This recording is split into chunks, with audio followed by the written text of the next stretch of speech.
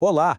Hoje a gente vai fazer uma coisa um pouco diferente. Vamos nos transformar em verdadeiros detetives do passado para entender como a gente desvenda os segredos da história. Pois é, já pararam para pensar nisso? A história, na verdade, não é só uma lista de datas e nomes importantes. É, no fundo, uma grande investigação, como se fosse um quebra-cabeça gigante que a gente monta peça por peça, usando as pistas que foram deixadas para trás.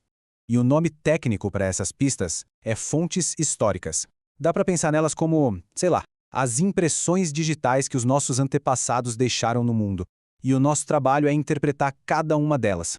Basicamente, a gente pode dividir essas pistas em 4 grandes grupos, que são os que vamos explorar agora: as pistas escritas, as materiais, as orais e as visuais. Cada uma delas abre um tipo de janela diferente para o passado. Então, vamos lá. A nossa investigação começa agora. A missão de quem estuda a história é exatamente essa: pegar cada pedacinho de evidência, analisar com cuidado e, a partir daí, reconstruir o que aconteceu. Não é achismo, não. É uma análise bem metódica do que sobrou para a gente poder contar. Bom, vamos começar com a nossa primeira categoria de pistas: as palavras e os objetos. As fontes escritas elas são de uma riqueza absurda. Elas nos dão um acesso quase direto ao que as pessoas pensavam, às leis que elas seguiam, aos registros do dia a dia. Sabe, desde uma carta de amor até um decreto de um rei, cada texto tem uma baita história para contar. E olha só que interessante a evolução. A escrita começou em materiais bem rústicos, como argila, milhares de anos atrás. Depois foi passando para o papiro, para o pergaminho. O material em si já conta uma história, né? Ele diz muito sobre a tecnologia e os recursos que existiam naquela época. Mas e quando não tem nada escrito? Como a gente faz? Principalmente com sociedades muito antigas, pré-históricas. É aí que entram os artefatos. Objetos, ferramentas, roupas, as ruínas de uma casa, tudo isso forma o que a gente chama de cultura material de um povo. Pensa só, um caco de cerâmica, um pedacinho que seja, pode revelar muita, mas muita coisa. A análise química de um fragmento pode dizer o que as pessoas comiam, como elas cozinhavam e até se elas faziam comércio com outros povos. Imagine encontrar, por exemplo, restos de peixe do mar na cerâmica de um povo que vivia lá no interior do continente.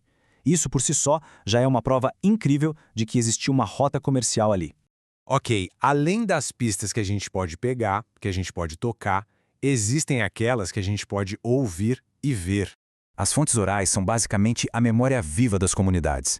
Sabe, são as histórias que passam de geração em geração, as lendas, os mitos.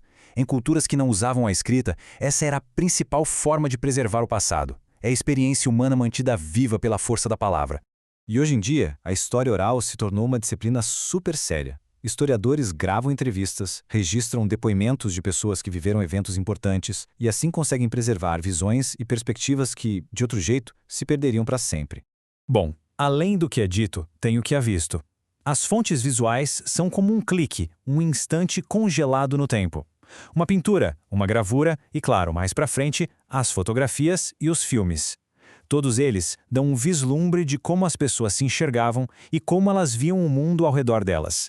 E a invenção da fotografia, então? Foi uma verdadeira revolução. Pela primeira vez na história da humanidade, era possível capturar uma imagem do mundo com um realismo que ninguém nunca tinha visto. Isso mudou completamente o jeito que a gente documenta a história. Certo, já conhecemos os tipos de pistas. Agora vem a parte mais importante do trabalho de um detetive. A resposta é: claro que não. Nenhuma fonte histórica é 100% neutra.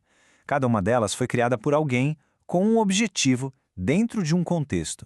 A verdade raramente está ali boiando na superfície. A gente precisa cavar. Então, o segredo é interrogar as fontes. É preciso perguntar: quem fez isso? Quando? Para quem?